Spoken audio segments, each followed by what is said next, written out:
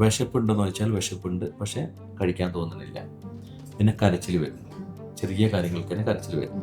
ഉറക്കം കിട്ടുന്നില്ല, ചിലവർക്ക് ഉറക്കം കിട്ടാൻ വൈകുന്നു.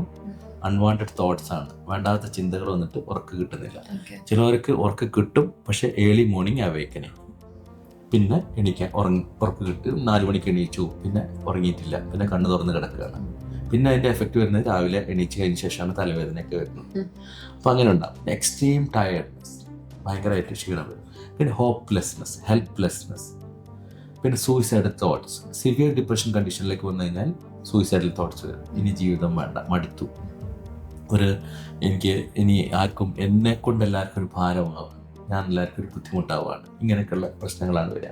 അപ്പോൾ ഭയങ്കര ഡിപ്രസ്ഡ് ആവും.